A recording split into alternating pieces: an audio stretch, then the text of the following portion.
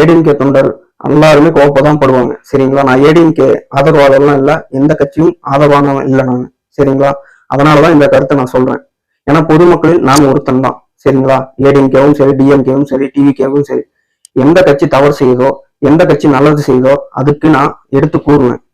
நான் ஒரு 40 சப்ளையர் தான் வச்சிருக்கேன். ஆனா இருந்தாலும் என்னோட கோபத்தையும் என்னோட கவலைகளையும் என்னோட விருப்பம் இல்லாமல் நல்லதா என்ன கருத்து இருக்கோ அதை தான் சொல்லுவேன். மக்களுக்கு நல்லது போய் சேரணும், அதுதான் என்னோட கருத்து. தனக்கும் தன் குடும்பத்திற்கும் இருந்த சொத்து பத்துகளையும் இப்போது விஜயபாஸ்கர் வைத்திருக்கிற சொத்து பத்துக்கள், முதலீடுகள் இவற்றையெல்லாம் அவர் கட்சிக்கு எழுதி வைத்து விட்டு வேற கட்சிக்கு போவாராம். இது தொண்டர்களுடைய எதிர்பார்ப்பு கேள்வி. செந்தில் பாலாஜி அண்ணனும் நீங்க அப்படிதான் கேட்கணும். அதை விட்டுட்டு நீங்க விஜயபாஸ்கர் அண்ணனை மட்டும் நீங்க கேட்பீங்களா? கேட்டா எல்லாத்தையும் கேட்கணும். சரிங்களா? அப்புறம் கட்சிக்கு வந்தாவே நீங்க சொத்து பத்து சேர்க்கணும்னு சொல்லிதான் நீங்களே ஒத்துக்கிறீங்களா? சொல்லுங்க. தொண்டர்கள் என்ன ஏமாளிகளா? அண்ணா திராவிட முன்னேற்ற கழக தொண்டர்கள் எல்லாம் இப்ப என்ன கேடு வந்துச்சு விஜயபாஸ்கருக்கு? உங்களுக்கு என்ன கேடு வந்துச்சு? தேர்தலுக்கு முன்னாடி போய் கட்சியில சேர்ந்திருந்தா இந்தமான வார்த்தைகள்லாம் வந்திருக்காது. அவை என்ன செய்ய போறீங்க? நாய் மாதிரி கேட்ல காத்து கிடக்குறீங்களா பாவிகளா? உங்களுக்கெல்லாம் கொஞ்சமாவது சூடு சொரண வெக்க மானம் சோத்துல உப்பு போட்டு திங்கிறீங்களா என்ன? நான் யாரும் கேட்டு முன்னாடி போய் யாரும் நிக்கலைங்கண்ணா. எல்லாருமே சோறு சாப்பிட்டு உப்பு காரம் மிளகாய் எல்லாம் போட்டுதான் சாப்பிடுவாங்க. சரிங்களா? நீங்க அந்த மாதிரி தவறான வார்த்தைகள்லாம் இந்த நேரத்துல சொல்லாதீங்கண்ணா. இருக்கிறீங்க, கோவப்பட்டா இன்னும் 4 பேர் சேர்ந்துதான் போவாங்க கட்சியை விட்டு.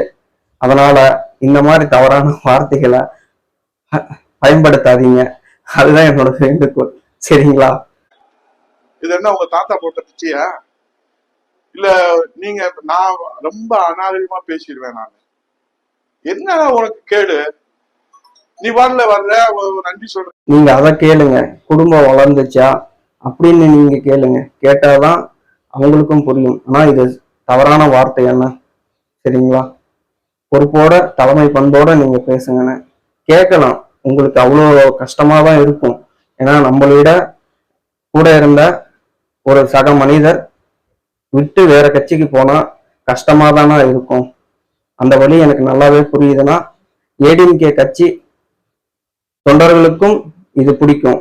என்ன நீங்க கேட்கறது. ஆனா தவறான வார்த்தைகளை சொல்லாதீங்கம்மா. அதுதான் என்னோட வேண்டுகோள். முட்டா பசங்களா சொந்த கட்சியில ஜெயிச்சாதான் நம்ம அமைச்சராக முடியும். போன கட்சியில அமைச்சரானா அங்க எப்படி அவங்கள உப்புக்களை விட மதிக்க மாட்டாங்க தம்பிகளா? என்ன ஆத்திரம், என்ன அவசரம்?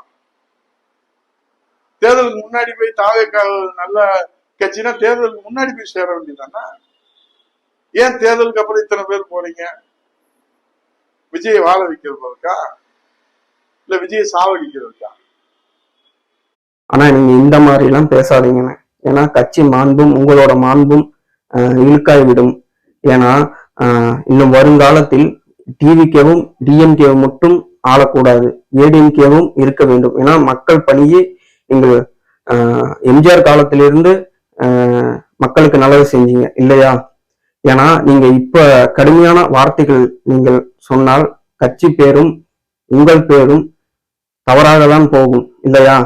அதனால நீங்க எதாக இருந்தாலும் கட்சி தலைமைக்குள்ளே பேசுங்க. அதுதான் என்னோட விருப்பம் இல்லாமல் நான் சொல்றேன். புரியுதுங்களா?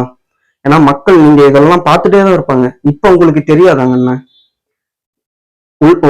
லோக்கல் பாடி எலெக்ஷன் வரும்போதும் பின் 2029 எம்பி தேர்தல் வரும்போதும் தான் உங்களுக்கு அதோட புரியும். ஏன்னா இறக்கமே தான் வந்துட்டு இருக்கு ஏடிஎம்கேவுக்கு இல்லையா? அதனால என்னோட சார்பு அதுதான். நீங்கள் இந்த மாதிரி பொது வழியில எல்லாம் தவறா பேசாதீங்க.